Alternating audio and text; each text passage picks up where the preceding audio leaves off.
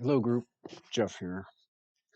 Today I want to show something along the same lines as my Mallincam Sky and Nina, a match made for the heavens. Today we're swapping out Mallincam Sky for SharpCap.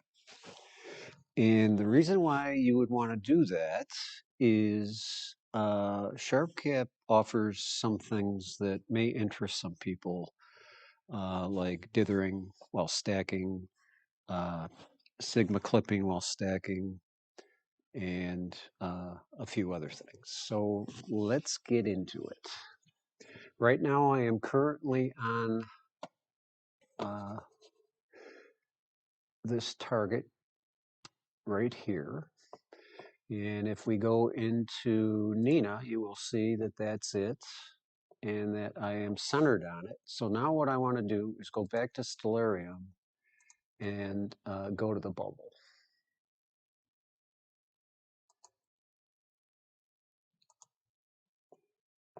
Which is right there. And I am using Stellarium to pick targets, not to move two targets. So in Nina, I have in the imaging, where's imaging? Imaging, there it is. Is it imaging? No, it isn't. Equipment. I have Stellarium picked as my planetarium app, and I have the server on in Stellarium, and that's the port number. So when I go to the framing wizard and I click on this button, which says get coordinates from planetarium, it will pull in the bubble data here, and now I can slew and center. I already have the camera on. It's not cooled, doesn't have to be cooled. I have the focuser on and the telescope. That's it. So I'll just move this out of the way and maybe we'll see the scope come in. It's a yellow target, so we probably won't see it on a yellow background. Looks like it's there though. So now it's going to take an image, and there's the bubble. And if you look at the bottom down here, it's telling you that it's not quite within tolerances, so it's moving the scope again. Now it's settling, and it's going to take an image.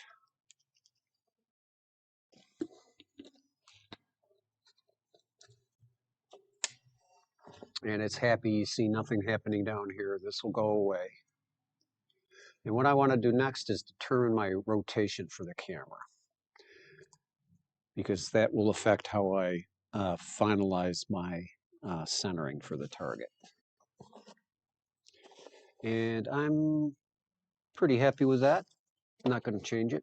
If we go into imaging now, what I want to do is we can see that there's the bubble. I want to go and do an autofocus. And I did a video on setting up Nina to be able to do autofocus and plate selfie. And that is the Mallincam Sky and Nina, A Match Made for the Heavens, Part 1 on my YouTube channel. And I'll have links below for that. So we're going to jump right into the autofocus. And if we look, we're going to see that my stars are pretty good. So the autofocus should work. This was my last run of the night last night, and I had a hyperbolic R squared of 0.9. I couldn't do that by myself.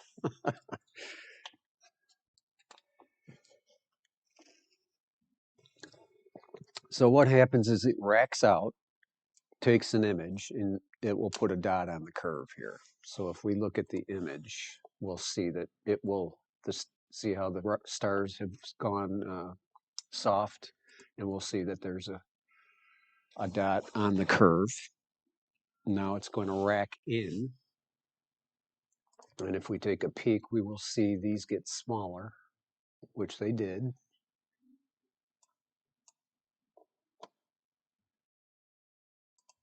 And we have a nice hyperbolic curve starting. Now the next one, it should be even finer, and it is. I always have trouble with the first one. So this was where I left off last night. And what we will see is last night I was at 14,566 for step position. And my bet is that it's probably going to be close, but it should be less than that number. And if we take another peek at the image, you see the stars are coming into focus. It's almost there. Of course, I'm zoomed in pretty big here. It's looking pretty good, actually. This black dot represents where it thinks it should be, and just based on that, we're at 14,540 something, and we were at 14,526 yesterday.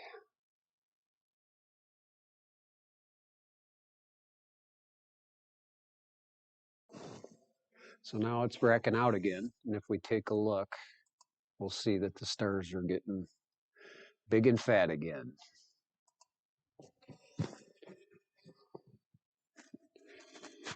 And I'm kind of a remote, not totally remote. I can still see the scopes, but they're about 60 to 80 feet away. And I don't feel like walking out there to focus. And I'm not as good as the computer is. So my guess is this is either going to do one more, which it's doing one more, and it's going to put a spot over here. Yep, and now it should be done, which it is. So here's where it started the day at 14,526. This is where it's at now, 14,543. So it's a little further out.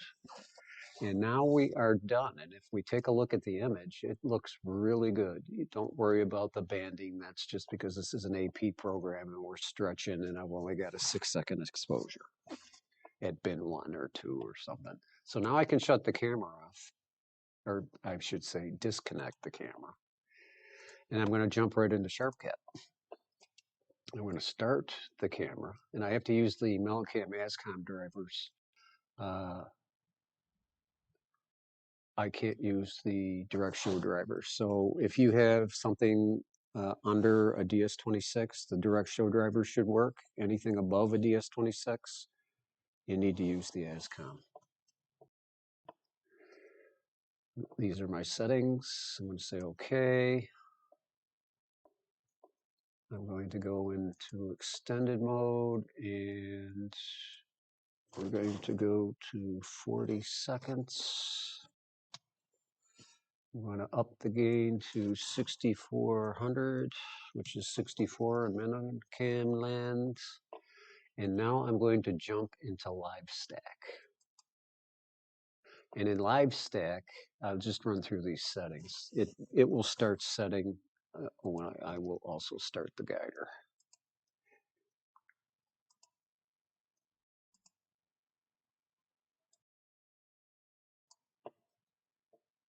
Okay. So now we're guiding. And it will tell you that PhD is guiding and that it is hooked into PhD for the dithers. And I'm dithering every 5 minutes, I think it is. Something like that. 300 seconds, 5 minutes. My math isn't the best. 3 minutes, maybe, whatever. I think it's 5. We'll know in a minute here. So this is the status window. And the status window gives you information about your stack. And you can see right now the bit depth is low. And as the stack builds, the bit depth goes up. These are the items that I have checked for my rejection. I am using Sigma clipping, and it will tell you how many frames are in the stack.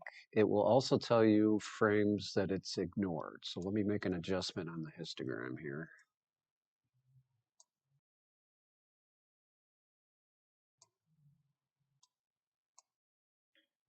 And we'll do an auto balance for the color.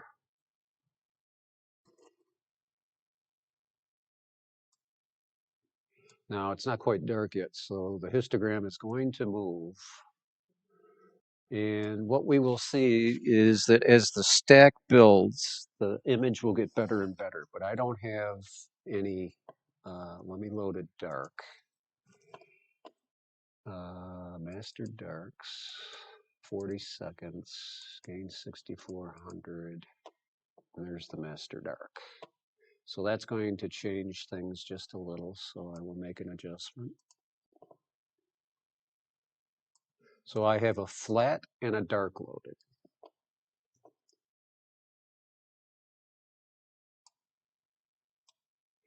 And the other thing about SharpCap is it's got a mid slider.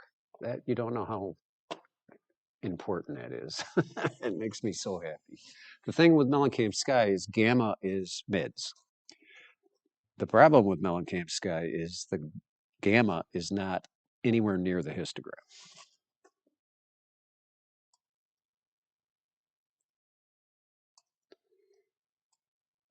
And for a guy like me, that's something I don't like.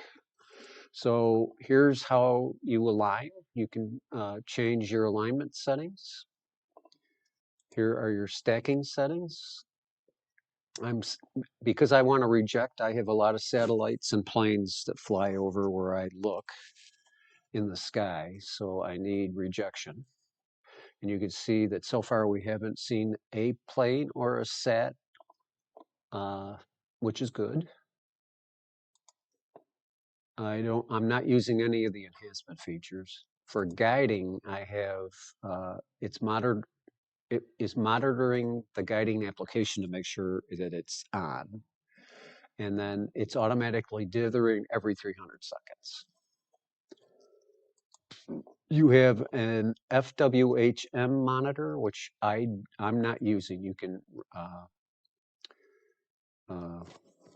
can reject on bad seeing or clouds. This number will shoot up and turn red. And this, if you monitor this, this will give you a pretty good handle on what your skies are like, because you want these numbers not to vary very much. Let me just go back and make an adjustment here. There we go. So as the stack is building, you can see that our bit depth is going up, and that's going to move the histogram just ever so slightly. I don't use filter brightness, and here's the drift. I can't believe I have that much drift, but whatever. So we will go back, and I have 6 frames, and we haven't lost any yet, which is a good thing. And we are very close. We have 4 minutes and 40 seconds, so I'm thinking that we're very close to a dither. And what you will see is up along the top here, it will tell you that it's dithering.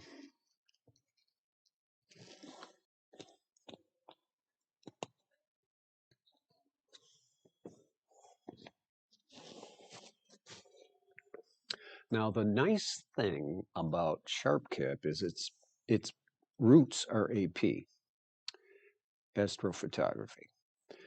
And because of that, it builds signal better than Mallincam Sky does. Mallincam Sky is very good at reducing the noise because it's designed for quicker views. But if that isn't a concern for you, then something like SharpCap with these um, frame rejection features and different ways to align are just a bonus. And then the dither, that's huge. Now tonight, I shouldn't see any hot pixels. Last night I did, and I don't. Good. Because last night, and it's doing the dither now. So what it does is it's pausing the live stack, and you can see down here, it's doing the dither, and when the dither is done, you can see right here, that's the dither. And now the live stack should start again. Yep. Okay, so this frame will go back, will go into the stack.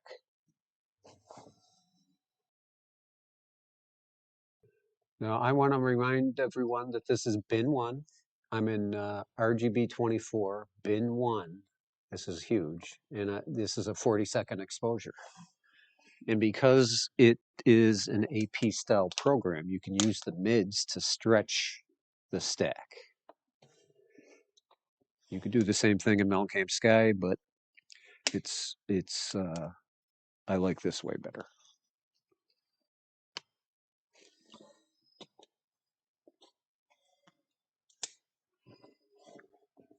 Let's see what the other machine is doing here.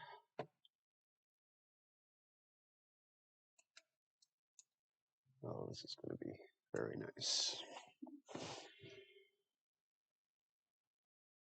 Now you can already see that this is starting to clean up. It's noisy because of the gain.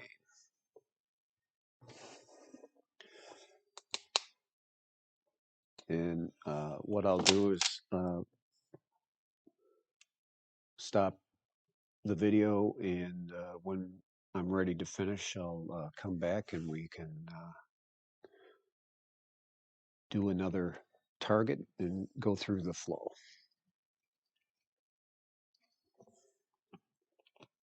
Alrighty, we're back. So you can see that my scene is kind of going up and down here. I have a little breeze, and that could be some of it. And we go to the status page. I have 21 in the stack, about 14 minutes. I'm now up to 12.4 on the bit depth. This will continue to go up until we hit the max of the camera.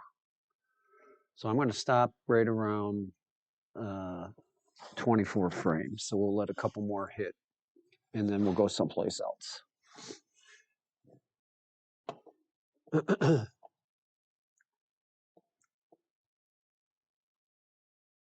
Now you can pause the stack if you wish and change, like if you want to do an LDHR run, but I don't do that anymore. I just get my settings where I want them and just stack. And if we zoom into here, we will see that the noise is going away, and we're really starting to get some good detail coming in here. That if I kept the stack going, it would be pretty sweet. Like to get this section in here in 23 frames is pretty good. And they're 40-second 23 frames.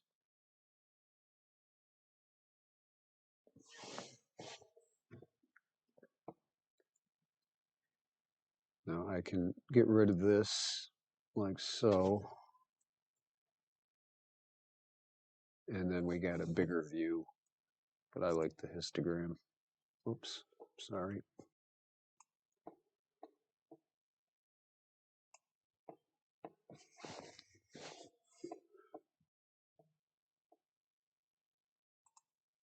I'll resume, we'll get one more frame in here.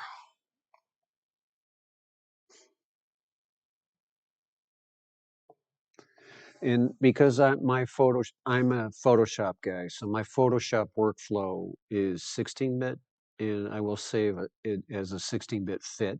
I'll do some stretching and pre-processing in Serial, save it as a TIFF, 16-bit TIFF, and then that'll come into Photoshop.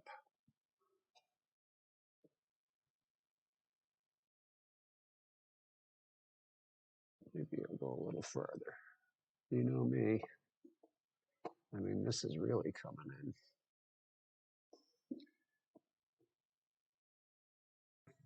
We'll go to 26 and just stop.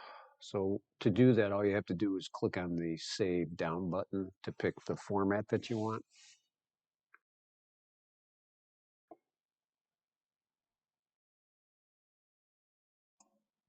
And I'm going to save it as a 16-bit TIFF. And if we go, it tells you that it's created a folder. And that's the fits file. I'm sorry, I'm saving as fits, if that wasn't clear. So we go into SharpCaps, and this is today, captures, and I didn't give it a name, so that's it. Like, you can give it a name up here, so we'll just call this the bubble.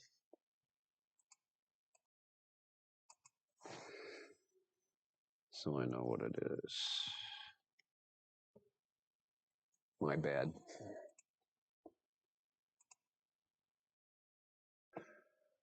All right, so let's stop the camera now. I'm going to clear the stack. I'm going to stop the live stack. I'm going to stop the camera. Okay, so now I can go to Nina and start the camera. I'm going to jump into Stellarium to pick a target.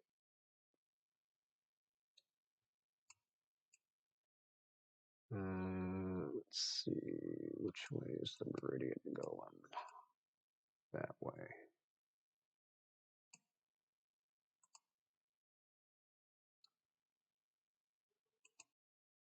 Where's the cocoon? The cocoon, the cocoon. That's too close to the meridian, I think.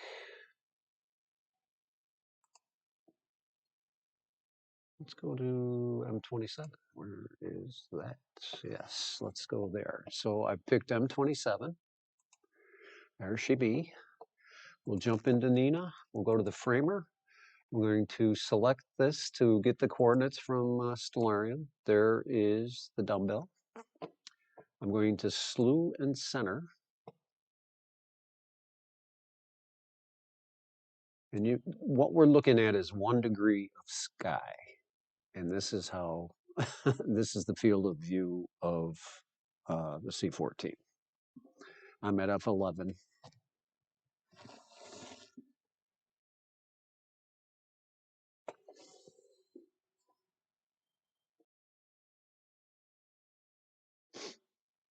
Now this is doing a flip of sorts. Where's the moon, Jeff? Right there. So the moon's going to be pretty close, but this should be pretty good.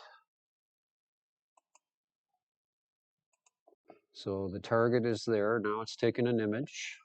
Or actually it's settling. The mount is settling. Now it's taking an image.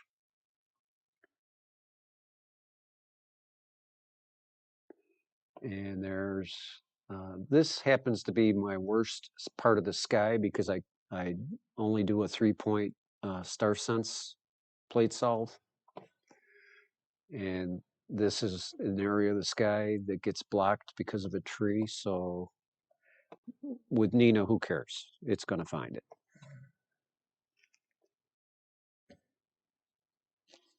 So it is happy where it is. This will disappear. I will do camera rotation just to make sure I know where I'm looking. And I am happy with this. We're going to go over here. And I don't need to, but I'll do another autofocus to show you how much better the curve gets. Knock on wood.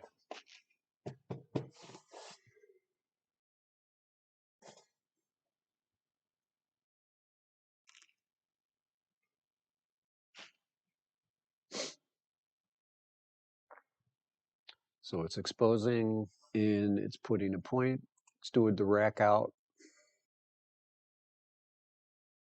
Next one should be rack in. The stars will get smaller. And they did. We have another dot going down. Next one will be lower and tighter stars.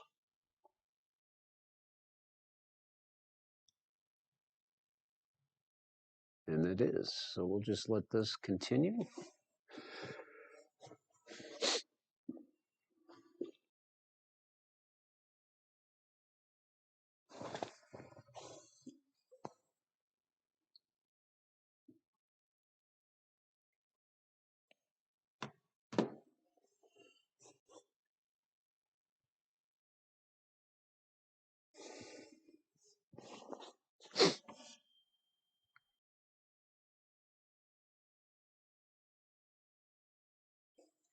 And as long as our hyperbolic is this close to 1 is perfect.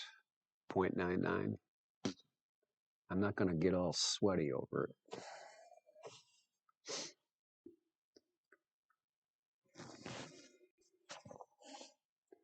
You generally want to have, according to Nina, your low should be, whatever your low is, your high should be 3 times your low. So I'm about 3.5. And you can see I'm a little under that. I should be up around 10 or 11 something maybe. But I'm getting good results with this, so I'm not really going to mess with it.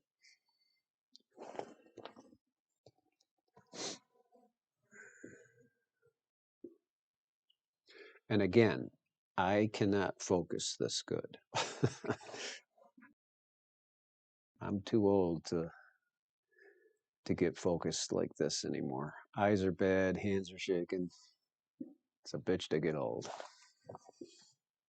So this should be it. It was at 14,543, and it moved out to 14,546. So my tube is growing. And this will continue to grow until the temperature no longer drops. It's been dropping all night here. So I can now stop the camera, disconnect, jump back into here, and we will start the Mallincam ASCOM driver.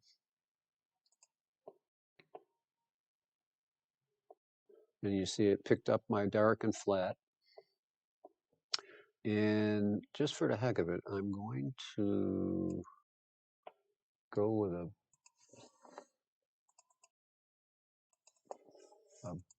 little bigger, just because we can.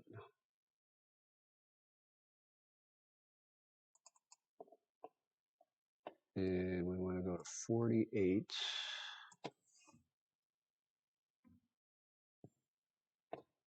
And we will start the guider. We're going to have to stop it.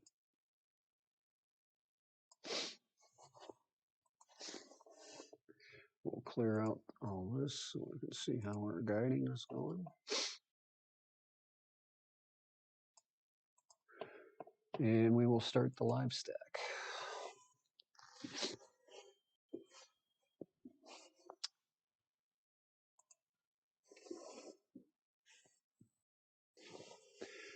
So this is M27. M27. So by putting the name up here, what will happen is it will add this handle to the data that it saves, which makes life much easier.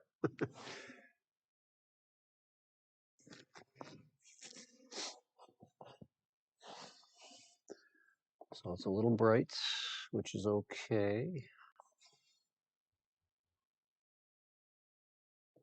Because I just have to set the histogram up. Now, getting this done quickly isn't going to be a big deal, because as this cleans up, the histogram gets tighter.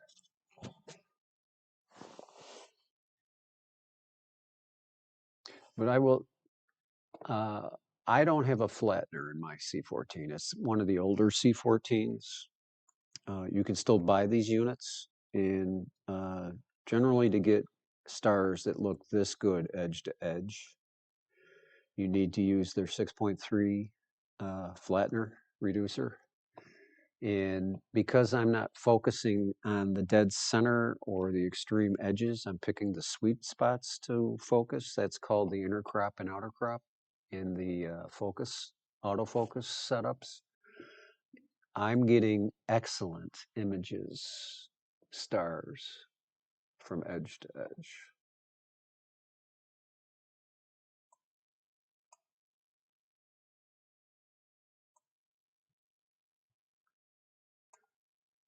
Now, last night I started to see the jets and the wings. So let's see what we can see today.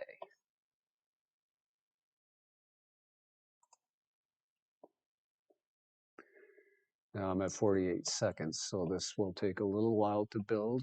And when it's closer to 15 minutes, I'll come back.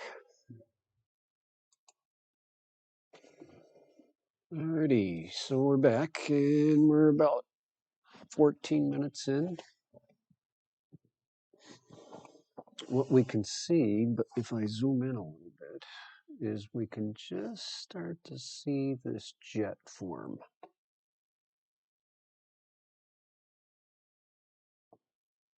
Let's see if we can just need more data. And I think we're starting to get the wings too. You can see that there's like a discoloration or an oval around the target, and that's more data coming in. So if I just let this stack away, it would eventually build into quite the image. But for what it is, it's not that bad. It's doing a dither. And when it does the dithers, you see it pauses the stack. And when the dither is finished and PhD lets the software know that it's ready to start taking images again, it will resume the stack. And you can see that we're about ready to have another frame kick in. So this will go into the stack without any problems. So I'll take this up to 24 frames. That's not that far away. And then I'll close out the session here with just showing you a couple screens that may be of interest to you. And they are Nina screens having to do with the plate solve and the autofocus. Now, again, some of these settings, if you have equipment like mine, a C14 with a Celestron autofocus, these settings will work for you. But if you don't have the same type of focus motor, then you're going to have to kind of help yourself here. I'm available for questions if you have any. As far as the plate solver goes, I use ASTAP. ASTAP is fast. I mean, I have to thank Dan in Canada for that one. He kept telling me how fast it was, and I was an all sky plate solver guy, and there's no comparison in speed. Now, I have some light pollution to deal with, and any plate solver is going to have problems with that. Another issue that I have is if I go to M13, it will plate solve to M13 to Slew and Center, but it can't figure out the camera rotation because there's just too many stars in M13.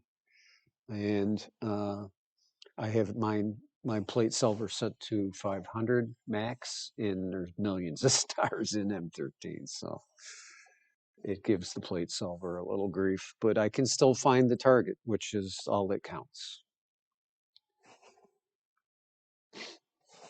So 3 more frames and we'll call it a day with this one. You can see that this stuff is just starting to build out here.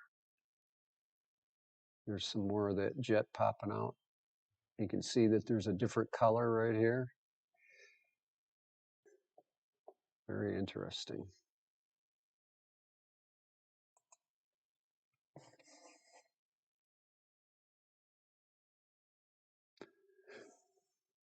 And again, I could never, ever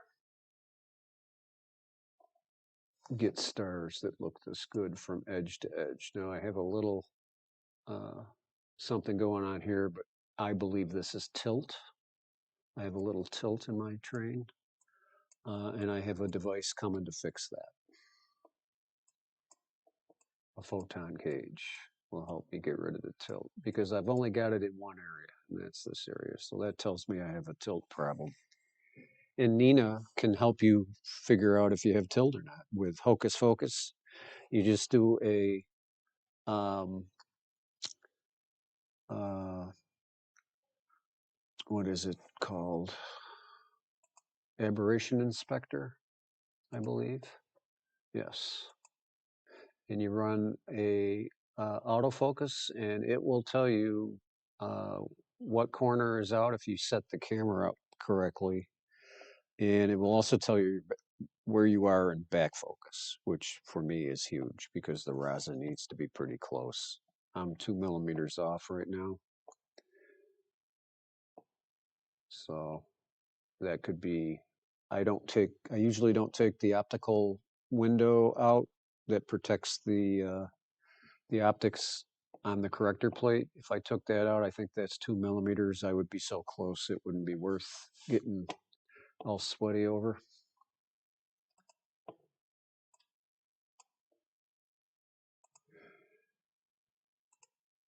So we got one more frame coming in here, and this is it. So I will save this M27.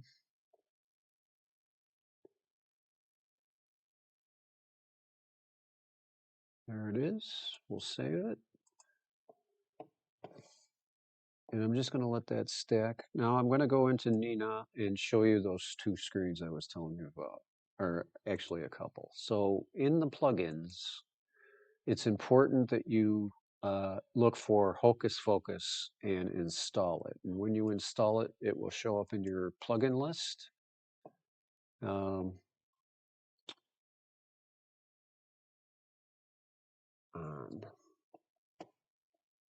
And as long as Hocus Focus is there, then you can go into your options. And general, is it general? No, maybe imaging. Where's imaging? There it is. Right here, you want to set your star detector, your star animator, and the autofocus all to Hocus Focus. I don't change these settings. This is the stretch.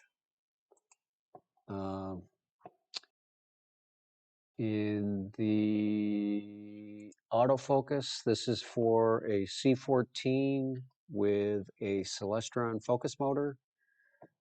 These settings will work if you have the same setup. So just copy these numbers. The inner crop and outer crop are areas that don't get looked at for focus. So this is the center of the image, and this is the outer edge of the image. So anything in between these two numbers is what autofocus uses to get its thing, do its thing. R-squared threshold, I set this to 0.85. Anything below 0.85, it will keep. Anything below 0.85, it will reject and use the last known good focus. In the plate solver, I'm using ASTAP as my plate solver. My blind solver is astrometry.net. I'm thinking of making this all sky plate solver. I know how well that works. It's just slower. So you would set, you need to set, in my case, you need to point to the ASTAP folder and executable. My search radius is large because sometimes the C14 has trouble, and I found that 180 degrees usually works. Downsample of 2 because I have full frame sensors, so I don't want to, it works better when you downsample the image. And the maximum number of objects is 500. I'm using 6 seconds, bin 2, gain of 40 or 4,000. Pointing tolerance is 1 arc minute. With a consumer mount, you could have trouble if you go below 1 arc minute. With higher end mounts, you can definitely go below. I've done 0.75 with my CGX and CGXL and had no trouble. What would happen is if your mount wasn't fine enough as far as pointing accuracy goes, it will hunt, and it will go all around the target and never hit it. Rotational tolerance, I don't have a rotator. Number of attempts, 1. Delay between attempts, 2 minutes. So with all these settings, you should be good to go. And I hope this helps you out with using Nina, SharpCap, and a Mallincam camera, a DS Series camera. So having said that, you know where I live, and we'll see you in the group. Thanks.